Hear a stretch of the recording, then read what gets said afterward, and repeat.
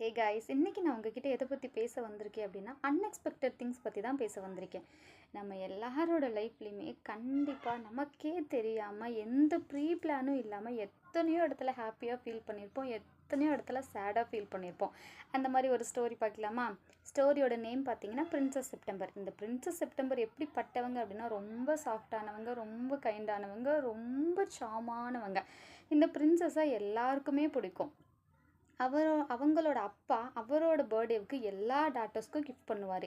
அது என்ன அப்படின்னா ஒரு பறவையை தான் கிஃப்டாக தருவார். பிரின்சஸ் செப்டம்பருக்கு அந்த பறவையை ரொம்ப பிடிச்சிருக்கும்.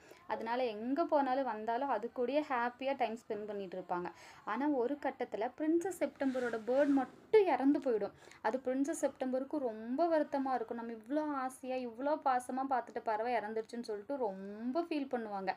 அந்த டைமில் அவங்க எதிர்பார்க்காத விதமாக அவங்க ரூமுக்கு ஒரு பேர்ட் புதுசாக வரும். அது வெளியே இருந்து வந்திருக்கும். அது நல்லா பாட்டு பாடும், ஒரு மாதிரி எங்கேஜாக அவங்கள ரொம்ப ஹாப்பியாக வச்சுருக்கோம்.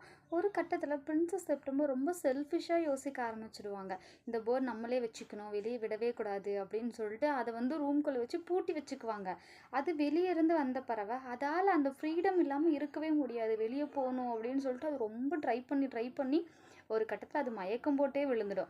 அப்போ பிரின்சஸ் செப்டம்பர் ஃபீல் பண்ணுவாங்க, நம்ம அதோட ஃப்ரீடத்தை எடுத்துட்டோம், அந்த ஃப்ரீடம் இருந்திருந்தால் பேர்ட் நம்ம கூட ஹாப்பியாக இருந்திருக்கும் அப்படின்னு சொல்லிட்டு அவங்க விண்டோ ஓப்பன் பண்ணி அந்த பேர்ட் கிட்ட போய் பேசும்போது விண்டோ ஓப்பனில் இருக்கிறதால அந்த பறவை பறந்து போயிட்டு திரும்ப அவங்கக்கிட்டேயே வந்துடும். இதே மாதிரி நம்மளுமே சில விஷயத்த ஹோல்ட் பண்ணி வைக்கணுன்றதுக்காக இழுத்து இழுத்து பிடிச்சோம் அப்படின்னா கண்டிப்பாக அதால் சர்வே பண்ணவே முடியாது. அந்த விஷயமும் நமக்கு கடைசி வரைக்கும் கிடைக்காமே போயிடும்.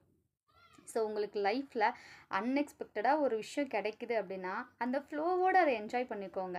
அது நல்லதாக இருந்தாலும் சரி, கெட்டதாக இருந்தாலும் சரி, அந்த ஃப்ளோவில் அது நல்லதாக இருந்தால் அனுபவிச்சுக்கோங்க, கெட்டதாக இருந்தால் லெசன் கற்றுக்கோங்க. அவ்வளோதான் கைஸ். Bye bye.